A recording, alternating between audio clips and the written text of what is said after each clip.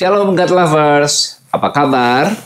Kembali berjumpa dengan saya, Pendeta Martin Harefa, dalam Hikmat Gembala. Edisi kali ini saya berikan judul Daya Tarik dalam Kegagalan. God Lovers, pernahkah kita merasa gagal, berusaha sekuat tenaga, tapi hasilnya tidak seperti yang diharapkan? Mungkin dalam pekerjaan, bisnis, pelayanan, atau bahkan dalam hubungan dengan orang lain. Kegagalan itu menyakitkan. Kadang kita merasa tidak cukup baik. Kita merasa ditinggalkan atau bahkan mempertanyakan apakah Tuhan benar-benar peduli. Tetapi firman Tuhan dalam 2 Korintus 12 ayat 9 berkata, "Cukuplah kasih karuniaku bagimu, sebab kuasaku menjadi sempurna dalam kelemahan." Ini adalah jawaban Tuhan kepada Paulus yang berulang kali berdoa agar duri dalam dagingnya diangkat. Tapi Tuhan tidak mengangkatnya. Tuhan justru mengatakan kasih karunia-Nya cukup.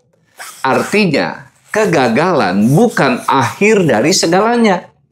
Justru dalam kelemahan kita, kuasa Tuhan semakin nyata. Bayangkan, seorang anak kecil yang sedang belajar berjalan. Dia jatuh berkali-kali. Tapi setiap kali dia jatuh, dia bangkit lagi. Mengapa? Karena ada tangan sang ayah yang siap menopangnya. Demikian juga Tuhan. Ketika kita gagal, bukan berarti kita sendirian. Tuhan ada di sana. Ia tidak membiarkan kita jatuh tanpa harapan.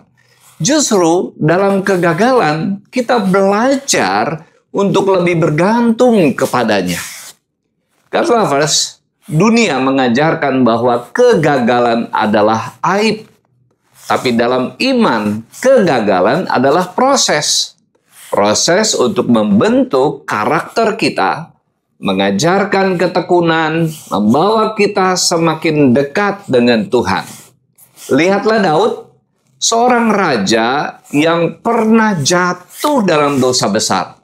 Tapi justru dari pertobatannya, ia dikenal sebagai seorang yang berkenan di hati Tuhan. Lihatlah Petrus, murid yang menyangkal Yesus 3 kali.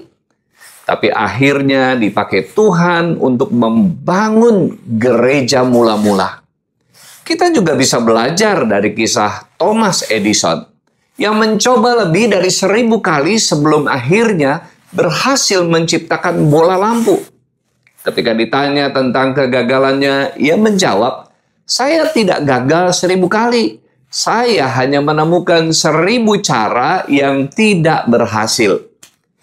Sikap ini seharusnya kita miliki dalam iman. Melihat kegagalan bukan sebagai akhir, tapi sebagai batu loncatan menuju keberhasilan yang Tuhan sediakan. Ada satu ilustrasi menarik. Bayangkan sebuah anak panah yang ditarik ke belakang oleh sang pemanah. Semakin jauh ditarik ke belakang, semakin kuat daya lontarnya saat dilepaskan. Begitu juga dengan kehidupan kita. Kadang Tuhan mengizinkan kita mengalami kemunduran. Bukan untuk menghancurkan kita, tapi justru untuk melesatkan kita ke tempat yang lebih tinggi. Jangan takut mundur sebentar, karena mungkin itu adalah persiapan untuk lompatan iman yang lebih besar. Jadi, jika hari ini kita sedang menghadapi kegagalan, jangan menyerah.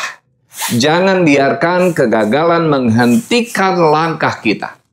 Ingatlah bahwa Tuhan tidak menilai kita dari seberapa banyak kita gagal, tapi dari bagaimana kita bangkit dan tetap percaya kepadanya. Akhirnya, sebelum saya akhiri, seperti biasa, mari kita baca bersama Mazmur 100 ayat 5. Sebab Tuhan itu baik, kasih setianya untuk selama-lamanya, dan kesetiaannya tetap turun-temurun. God Lovers, Tuhan itu baik.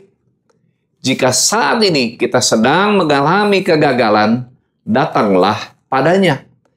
Percayalah bahwa kasih karunia-Nya cukup. Kuasanya justru semakin nyata dalam kelemahan kita.